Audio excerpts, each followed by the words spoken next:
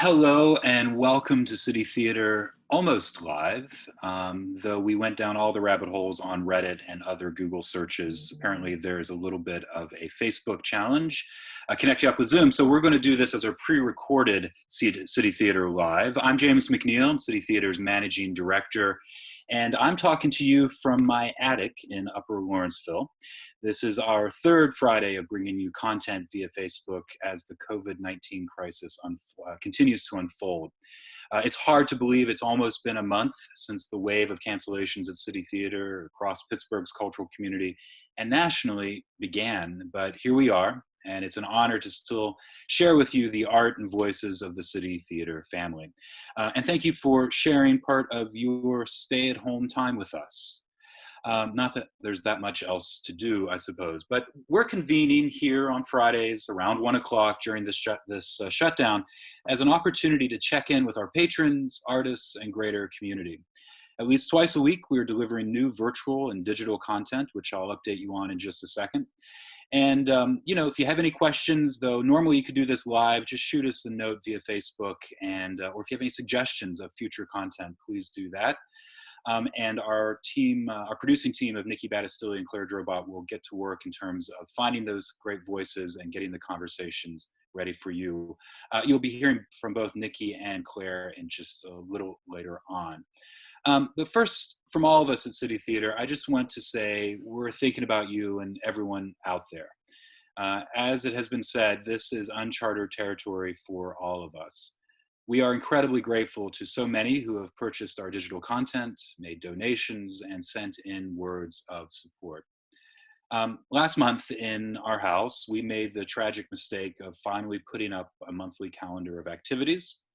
It proved to be a depressing exercise in crossing out.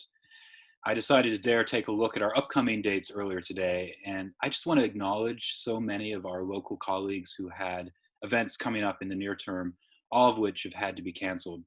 I'm thinking of our friends at Contemporary Craft who were scheduled to open their new space just around the corner from where I sit here in Lawrenceville, as well as events at Quantum Theater and Attack Theater. The Public Theater, Mattress Factory both had things coming up just down the road, and so many others. Here at City Theater, as you know, we've canceled and postponed 3 shows, as well as 2 smaller fundraiser, as well as our annual patron trip to the Contemporary American Theater Festival, my old shop that just announced that they won't be producing their 30th anniversary this season, this summer in Shepherdstown, West Virginia.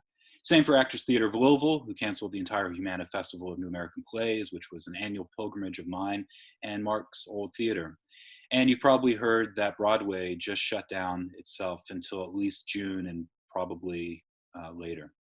And of course, I would be remiss not to point out that tonight should have been opening night for Perk Up by Isaac Gomez. Isaac will be joining us later on to talk about all of this as well as his play. I think we're just starting to wrap our brains around the enormity of this crisis on our sector and so many others. I was reading an article earlier today that quoted Americans for the Arts, the nation's leading arts advocacy organization, as estimating losses for arts and cultural organizations at $4.5 billion. It's a rolling disaster and one where we just don't know where we are in this odyssey. Are we still at the beginning, somewhere in the middle, or nearing its end? Will it return? If so, when? And even if the stay-at-home orders are lifted, when will the public, you all, want to return to theaters and museums and other public assembly environments? I am optimistic, though, as what we peddle in is community. That's our business in the arts. We tell stories and we bring people together. So when the time is right, I know we will get back to the important work that we do and that so many of our colleagues bring to communities here in Pittsburgh and around the country. Till then, truly thank you for engaging with us, keeping City Theater and all of our arts organizations front of mind. I continue to be impressed with the extraordinary digital content that's out there. And speaking of, we have a few updates of our own that we'd like to share. When we started CT Live a couple of weeks ago, we didn't yet have a theme song, and we have one now thanks to some wizardry, as you will have heard. That's because of our wonderful playwright friend and musician, Matt Schatz, who's a new dad, by the way, who lent his talents to us. Matt also recorded a special video and song that we released this week on Facebook from his show, The Burdens. And that was a show that about a year ago in the Hamburg studio was having its world premiere here at City Theater. Also, we've just announced a special partnership and call for scripts. We're working with the Pittsburgh chapter of the Dramatists Guild. We've long worked with them around our annual Momentum Festival of New Plays. Well, due to COVID-19, we're changing things up a bit. Associate Artistic Director Claire Drobot will curate a collection of 10 writers whose work will be showcased online during the month of May. Each writer will receive an introduction hosted by Pittsburgh Regional Reps Maura Harris and TJ Parker Young. Submissions are already being accepted for writers interested in participating. In order to address the current moment, we are specifically looking for pieces that talk about the theme of community. Info is available on our Facebook page, on our website, and you can email to submissions@citytheatercompany.org to submit your play or get more information. Also this week, we dropped our audio play version of Perk Up by Isaac Gomez. It's available free to our subscribers and those who had already purchased tickets to see the show. And we've also made it available to purchase for the next couple of weeks with our pick your price ticketing model, which means tickets start at just $10. We recorded this with the cast on our final day of rehearsals before the shutdown. Our resident sound engineer, Brad Peterson, worked his magic. Claire read stage directions, and it really is incredible. I had the great fortune of sitting in and watching this recording. It's such an important play. Isaac and Claire are going to talk about it in just a minute, but please do consider checking it out. So with all of that, I also want to invite one of my colleagues from City Theater to join me, and that's Joel Ambrose. Joel is perhaps the most visible face of any of us at City Theater as our Director of Ticketing and Patron Services. His subscriber curtain speeches are legendary. He also embodies one of City Theater's most profoundly positive attributes, and that's our customer service. I'm constantly proud of the service he and his team, both in the box office with Joel, but also with Jenna and her front of house colleagues, what they provide for our patrons with every performance and every opportunity when folks come through our big red doors. So with that, I want to say hello, Joel. How are you? Hi, James. I'm good. How are you? I'm doing great. Before we jump in and talk shop and what's been going on in your orbit over these last few weeks, you want to just remind everybody your long-running history with City Theater? Oh, sure. We are fast approaching my 12-year work anniversary at City Theater. I started in the box office back in 2008, fresh out of college from the University of Pittsburgh. Hail to Pitt. Woo! And yeah, worked there for a while. We left the organization for a brief year in 2010 that we don't really talk about, and then came back as front of house and bartender from 2011 onward and moved into full-time land in 2015. And you really just can't get rid of me. No, and I have zero intention of it. So thank you for all you do. You know, before we sort of get into other things, you know, over the last month, you've really been on the front lines of serving our subscribers, our ticket holders, and really talking with them. So what have you been hearing from our patrons? Mostly it's just gratitude, especially in the early days of information rolling out. We were sending out emails and telling our patrons what we were doing to make sure that everyone was staying safe. And there was a lot of gratitude and outpouring from our ticket holders and our subscribers saying thank you for taking these precautions, knowing that, you know, eventually when we had to cancel our Cried Out performances, that it was a tough decision, but it was the right decision to do at that point in time. You know, one of the things I was thinking about, I mean, when we first did this a couple of weeks ago, I was talking to Mark and just how quickly this crisis kind of came upon us, you know, but, you know, I was thinking about some of the things we were trying to do before we were shut down. And I just want to thank you and Jenna and all of your staff. We really sort of tried to make sure that everyone felt welcomed and safe coming into the building before we knew the new reality was going to force us to stop doing that work. So I just want to give a special shout out again to your team because they really are incredible. And I think what you mention yesterday, that you also now have a greater appreciation for them over the last couple of weeks, but also namely, when I last saw you, we were in the midst of a virtual staff meeting and you were stuffing envelopes. What were you working on? I was getting ready to send out all of our subscription renewal forms that we did not get to, our subscribers didn't get to claim because they couldn't come to see Cried Out. We always do that on-site subscription renewal push first before anything goes out in the mail or anything like that. It's a unique way to do it because it's a nice personal touch. You know, if you're a subscriber with us, you know that you're used to seeing something like this hanging on your seat whenever you come to the theater. And my staff and I are there every night through the show afterwards, making sure that we can answer any questions and help you renew. And, you know, and just being able to put names to faces is such a wonderful, like, gift to us, because we talk to you all the time on the phone. And it's Yeah, nice I mean, to see you're there every night talking to every our night. subscribers, and I know that they miss you. I was really, and I encourage our subscribers, if you've not seen it, you filmed a video, did a little green screen action to put the theater behind you, Mm-hmm. sort of to do a virtual curtain speech. I do want to, if you could hold it up again, the form. I just want to point out the slogan that we had adopted for next year: "Expect the unexpected." And in one of our future marketing meetings, you and Nikki and I, we're going to have a hard conversation about our choice of words, I think, Right. around that. Yeah, we definitely didn't expect this. No, we try to do as much planning and whatnot, but I don't think anybody could have. So that may have been our fault, though. You know, folks have really been asking, you know, what's the best way to help City Theater right now? And I think at this point, obviously, our hearts and minds are with the community writ large, and we really are saying we want to support our neighbors in every way, shape, and form. Those obviously on the front lines of this, the first responders, the medical professionals out there are doing really extraordinary work for our community in Pittsburgh and around the country. Um, at the same time, you know, City Theater, we are looking ahead to next year. And one of the things that we're asking for right now is, if you're currently a subscriber, to please consider renewing. Mm-hmm. And if you're not a subscriber to City Theater, we have an incredible 46th season that we're ready to roll out whenever we're allowed to again, and whenever this crisis abates. So if you're not a subscriber, please consider. You'll get 6 terrific plays next year. Our subscriptions start as low as $150. It's a great deal. How would they go about doing that now, Joel? If you are a current subscriber, as James alluded, I've been stuffing envelopes and took everything to the post office yesterday, wearing my new mask made by our costume designer, our costume shop manager, Madison Hack.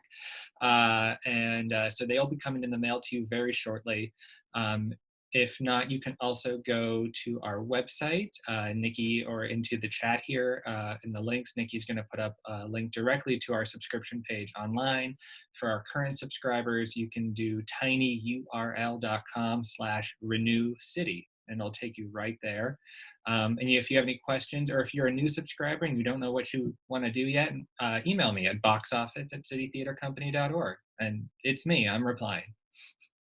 Thanks, Joel. It's really great to see you again. Thank you for all you do for our patrons. I know they miss you. I know I that, miss and I them. cannot wait to when we can start talking to them again in person. But that'll have to wait, but we're still here and available. So thanks for all you do.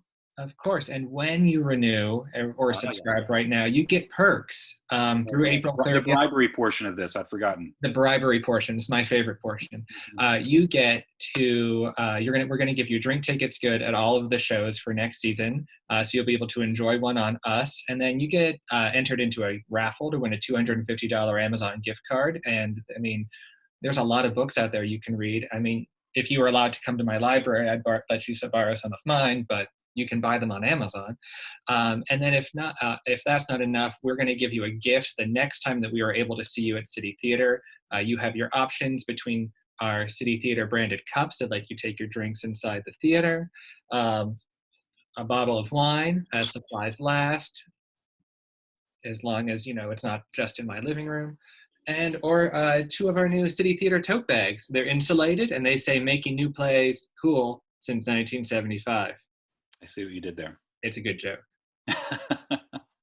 Thanks, Joel. So please, if you can, join us as a subscriber next year. We really appreciate it. We cannot wait to getting back to doing what it is we do. But we're here with our community and waiting it out like everybody else. So thank you, Joel. Thanks for all your hard work. And now we're going to bring on one of our colleagues from the artistic department, our Associate Artistic Director, Claire Drobot. Claire, are you around? I am around. Hi, James. Hi, Claire. It's good to see you. Good to see you virtually as well. Absolutely. So I think, as I alluded to a little bit ago, we have a very special guest who's joining us. And of course, today's a very bittersweet day. It's great to talk to Isaac. But as I mentioned, it was also supposed to be opening night for Perk Up today. So I'll just let you take it over from here. And thank you all for supporting City Theater, paying attention to us, and joining us today. Claire, it's all yours. Thanks so much, James. Yes, a warm welcome to Perk Up playwright Isaac Gomez. So Isaac, if you want to pop on and join us. Isaac is a phenomenal playwright. We've been working on this play now, I think, for about a year and a half, and it's been even longer for you. So thank you so much. You know, we're just honored to have your work at City. Your plays have been produced across the country, including at Steppenwolf in your hometown, not hometown, but your current town of Chicago. We've also had your play, The Way She Spoke, which was part of the Audible series. So welcome, Isaac. Thank you so much for joining us today. Thank you. Thanks, Claire, for having me. I'm so happy to be here. It's good to see your face, and I'm raising a glass to you for what would have been our opening night. But we're really excited to be able to share the Audible version of Perk Up, directed by our artistic director, Mark Masterson. So I'm wondering, you know, as we get a chance to sort of share a little behind the scenes with audiences, if you could maybe start by talking about the origins of the play and what inspired it. Yes, of course. So the play came as a total surprise. I had zero intention on writing this play. As a writer, you know, a lot of my sort of initial approach to anything I work on is typically related to trauma, mostly mine, or that of my community or my environment, or what's happening around me. And, you know, a couple of years ago in 2016, shortly before the presidential election, I had embarked on a little artist retreat in East Troy, Wisconsin. And while I was there, I needed to use some Wi-Fi to submit something that I was on deadline for, and didn't have Wi-Fi. And so I had Yelped local coffee shops with Wi-Fi nearby, and stumbled upon this little coffee shop in the middle of Elkhorn, Wisconsin, which is a short drive from East Troy. And while I was there, what had intended to be a 15-minute sort of sit down, send and leave turned into a 3-day deep, intensive exploration of race and racism in this small town in the middle of the Midwest, and largely rooted in what was happening to me and the very strange explicit acts of racism I was experiencing from the folks who worked at the coffee shop and people who came to the coffee shop, also amidst this, like, their inaugural rib fest, which I just thought was so fascinating. And so the play sort of came out very quickly. I was writing it as I was experiencing it. You know, I think a lot about archival and documentation of experience, and how much of history has conveniently forgotten elements or experiences of disenfranchised or marginalized communities. And so as a writer, in a way, I also feel an immense responsibility and obligation to document what's happening to me and people I love, and people who identify with how I identify in this world. And so that was a big part of it as well. So you know, I, again, had no intention on writing this play. It wasn't on my list of like, oh, I'm so excited to write about race and racism. Yeah. But it happened. And so this play is sort of an exploration of that, a meditation on it, if you will. And I think, I mean, that's one thing about, you know, playwrights, you're putting in, you know, huge parts of yourself on stage, even though this ultimately takes a fictionalized turn, but it's work that takes a toll on you. And so I'm, you know, wondering if you could maybe walk audiences through, this play has also gone through, you know, a fairly significant development process. So how did it evolve, you know, between that first initial experience you had writing it and then going into production? Mm-hmm. Yeah, absolutely. You know, I credit much of my methodology to the late and great Maria Irene Fornes. And although I did not have the privilege and honor to work with her directly, I have been, I have experienced Fornes writing workshops from her students, who quickly became my teachers and my mentors and my friends, writers like Luis Alfaro and Garcia Romero and Megalia Cruz. and you know, I think about the way in which Pornas often pulls from the subconscious mind, and then fiction grows from that. So you know, the way my writing approach sort of works in this kind of world is a lot of what my first pass is almost a direct reimagining of something I experienced, and then it's theatricalized in terms of a point of view or an environment or a way in which like I'm wanting to spend time at a moment or a place or a person. And then as the play progresses, a big part of the rewriting component is then throwing fiction on top of it, which, you know, as I'm writing, yes, it's me, but it's also not, right? Like it's hugely fictionalized, because now that I have this experience, I want to say something about the experience as a writer. And so it feels important for me to then say, okay, how can I expound? How can I retract? And so in the rewriting development process of this play in particular, though much of the dialogue is still verbatim of what was happening to me at that time, the circumstances and the character of Pedro, for whom I would say is an extension of myself, is not me in a variety of ways. You know, his occupation, how he identifies within the Latinx diaspora, the way in which he walks the world. And then there's much of him that is me, you know, based on how he is and the ways in which he also navigates race and racism and internalized racism and internalized racial inferiority, and the various ways that he conforms to whiteness or white supremacy as a way to survive it. Yeah, and I think, I mean, what you're talking about too, in terms of the impactfulness of this play, is something that was so deeply felt in our first read through. You know, we had worked with a number of community partners around the production and had a small audience for that first reading. And I think that that idea of how many people resonated with the different with all of the characters in the play and saw facets of themselves within the world that you've built is a real testament to your writing.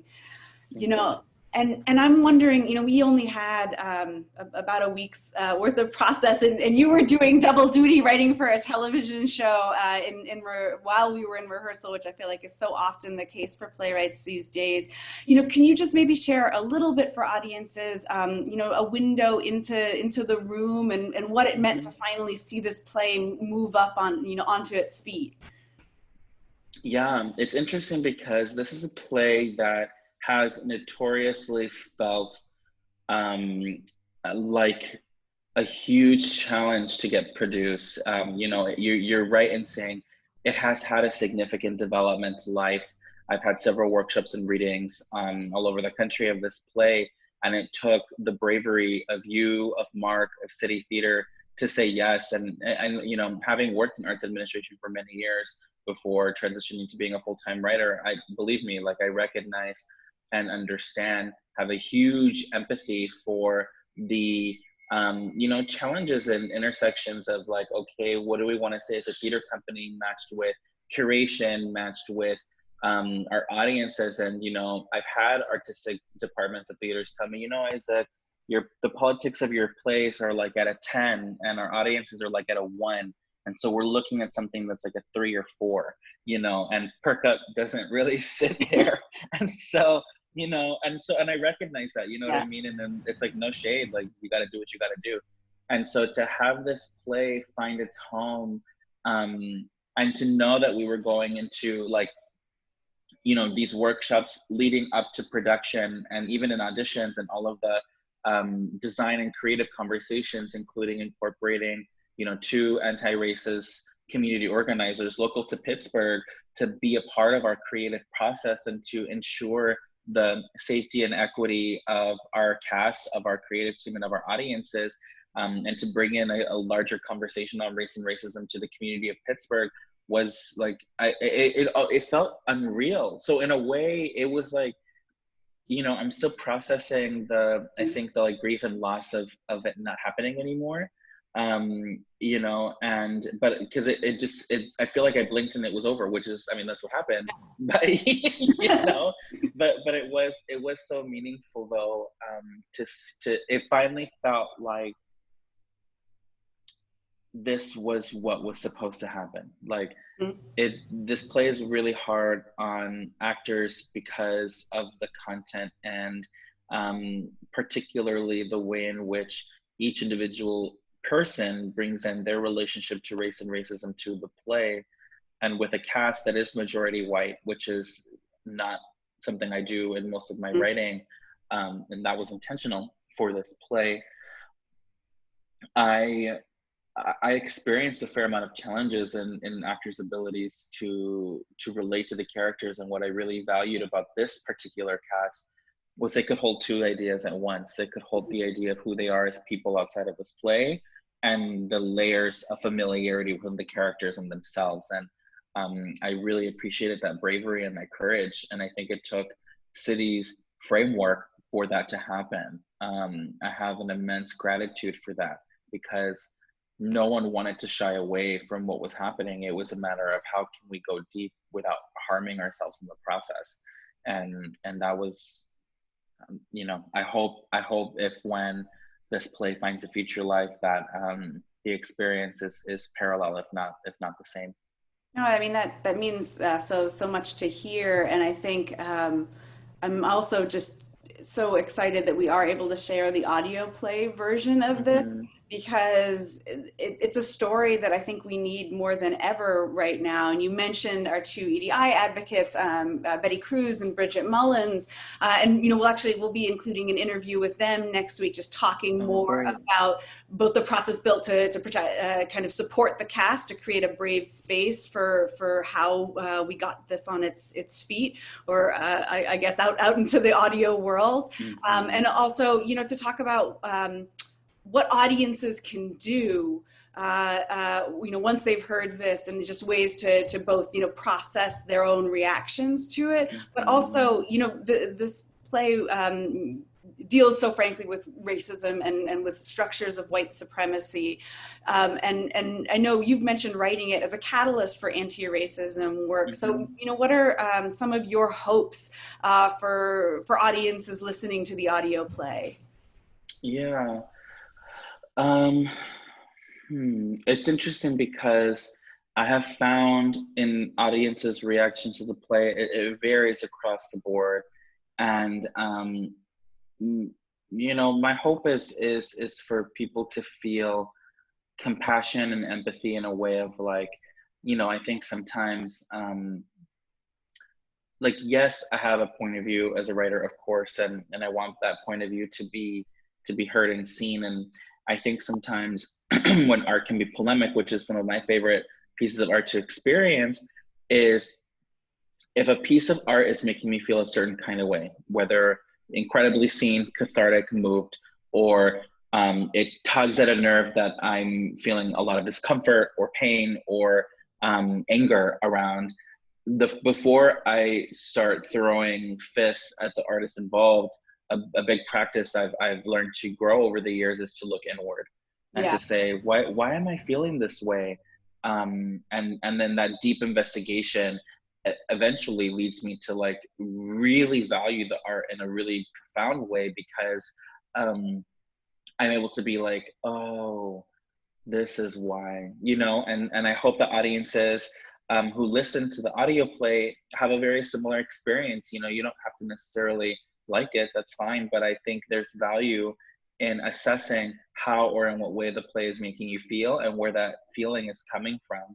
Unfortunately, every single one of us carries elements of racism based on the fact that our country was founded on genocide and enslavement. And Mhm. so we are all direct descendants of that. Even those of us who immigrated to this country, the systems and structural components of this country, anywhere from education to healthcare to the workforce, to our military, to economics, to geography, everything ultimately is rooted in racism. And that's a pretty big statement to make, but it's what I believe in so fervently, and why I'm so committed to undoing racism work, because of the way in which I've seen it hurt me, hurt my family, hurt my friends. And that's just not people of color, it's for white people too. and to see the ways in which white people have also been dehumanized in the process of being made white, you know. And you know, Dr. Robin DiAngelo and Dr. Carol B. Anderson have some prolific texts, I think, to enlighten some of these thoughts that I know I'm just throwing into a space without the context of where they come from. And so for folks who are interested in reading more about them, I think City has some resources online, and if you don't, you will, I'm sure. So, you know, look into it. It's good stuff. Yeah, we'll be providing for all listeners a post-show email that includes resources, both things to read, to watch, to listen to, as well as ways Awesome. to get involved within the Pittsburgh community. So then, I think in this current moment, I would, be remiss if we didn't talk about, how the COVID closures have affected you personally, because I think that's one thing that I've just been, struck by, both as a staff member at a theater company, but just watching fellow artists and all the work that we've lost and things that have been put on pause for the moment. So can you talk a little bit about what you've experienced over the past month or so? Yeah, sure. You know, I share this saying that I know I'm not the only writer who's experiencing this, and so you know, it's like you can hold two ideas at the same time of immense pain and grief, while like individual, while acknowledging that there's like a communal experience. Because you know, I've had a lot of friends who've had plays close and close early, and you know, I had what was exciting about my spring of 2020 was I had 3 world premieres back to back. And, and I was really looking forward to putting those plays out into the world. And it was sort of the first time for me as a writer, I was having plays overlap, which was really cool. 2 within the same city. And it was like a two very brief weeks of bliss, in knowing that you could see 2 facets of how I walk the world and what I want to say. And so, so I had a storefront show in Chicago, The Leopard Player, or Sad Songs for Lost Boys, that ultimately was able to finish its run. But that final weekend was the first weekend in which theaters were starting to close. And so, you know, in the theater's decision to remain open, I think, you know, we had initially sold out houses, but patrons justifiably, you know, decided not to really show up. So the houses were fairly bleak those last 2 performances, which, you know, is what it is and makes a ton of sense.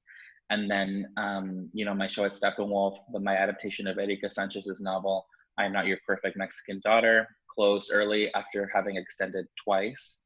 And so there was a whole month of performances that were unable to happen. And then with Perk Up at City Theater, we canceled in our about to go into our second week of rehearsal. And so, and so it's a thing that some days I feel fine. I think mostly compartmentalizing because, you know, I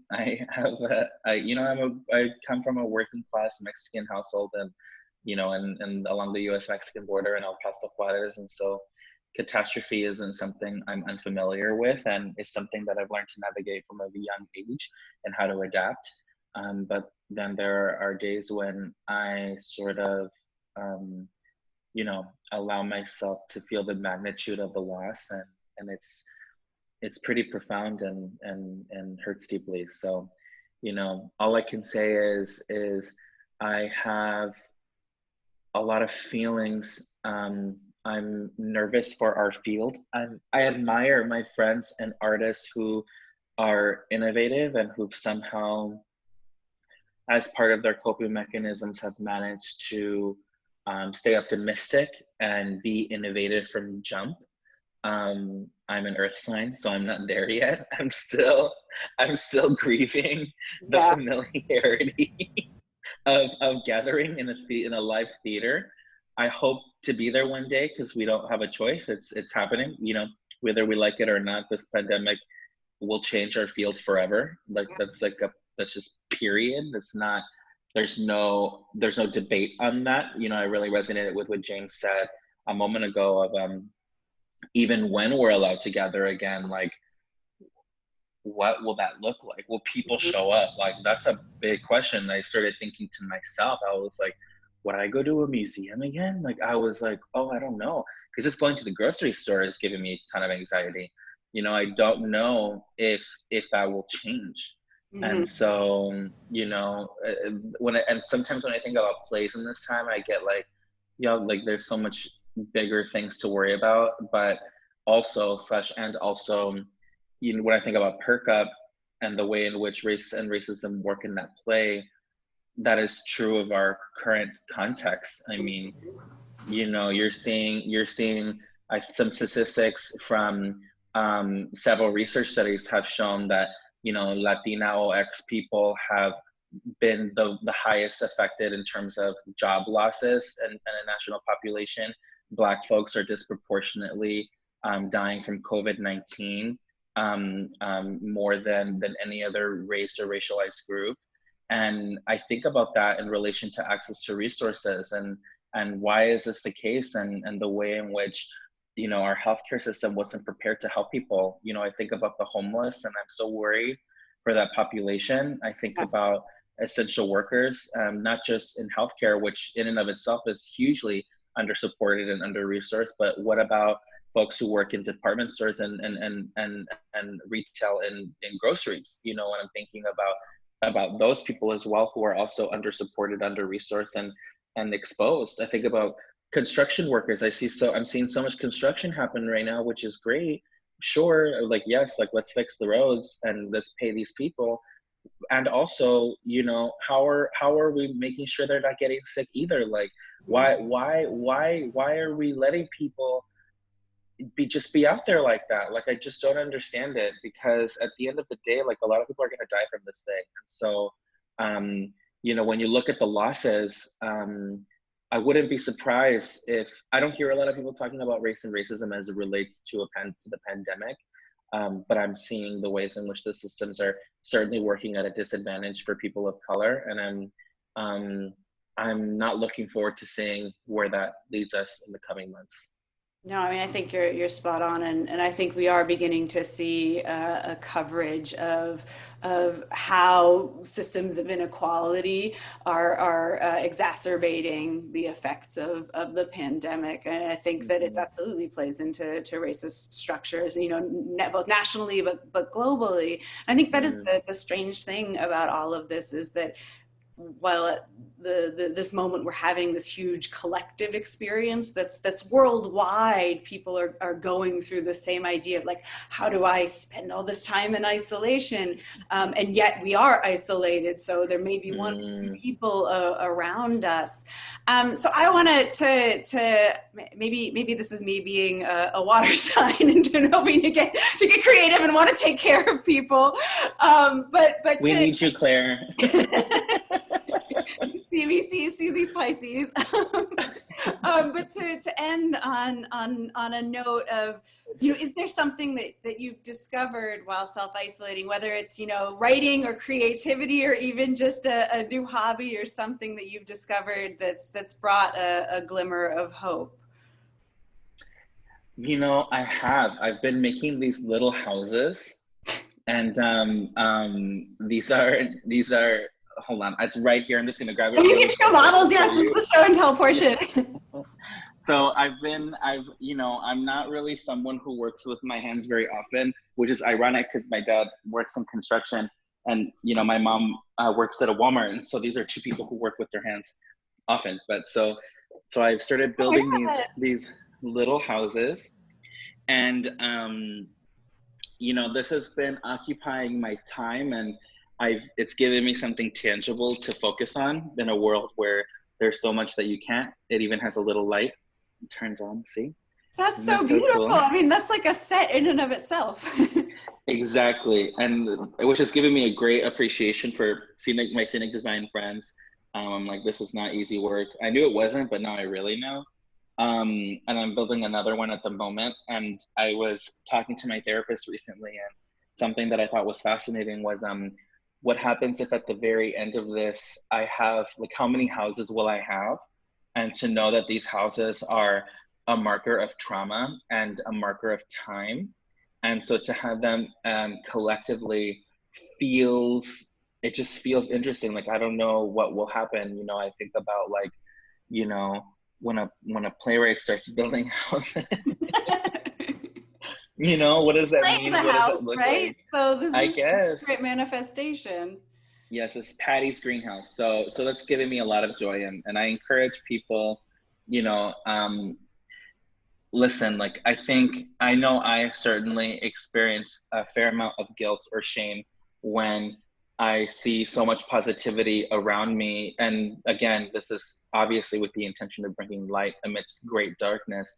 And then I think, wow, am I just like a sad person? Because am I the only one who's sad and angry? Because everyone seems to just like positivity, and it's beautiful. And so I just want to say, like, I have found great peace knowing that, like, most days are both, like, you know, I don't have bad days or good days. I have days that are both. So my mornings start okay, my afternoons get into a pretty deep dark lull, and then my evenings are okay, or the other way around, or whatever. And I think however anyone copes, there's no wrong way to cope. And if that means being like hugely positive because that you can't think of the destruction and death around you, then that's important to honor. And if that means like sitting in your deep dark thoughts while building little houses, then that's okay to honor too. But I will say, like, I think another element of that has brought me some joy in this time is reconnecting with friends that I don't get to talk to very often, via phone calls or FaceTime. Like, I should be writing, I should be working, I should, you know, whatever, as everyone, as I'm sure, wrestling with in some capacity, especially creative folks. But I have valued the time of connecting with loved ones, and you know, and it's made me appreciate time in a new way. I'm really thankful for that. Well, we're thankful for you and just so I'm excited thankful for you. share Per Cup as an audio play and share your brilliance. I hope that when life does allow us to gather again, that it will continue on to new stages, because I think it's just such an important piece of theater. And so from the whole team here at City, we'll see you soon, and we're just really glad to be able to share this with audiences. Also, I hope you do a museum exhibit of all of your houses. You do like a gallery installation. I was thinking about it. Who knows? We'll see. We'll see. I'll keep you posted. Brave new ventures. So we'll see you later, Isaac. Thanks, Claire. Thank you, City. Our pleasure. And then I'm actually going to invite my colleague, Nikki Battisilli, who's City's marketing director, on to join for a second so we can close out this version of CT Not So Live.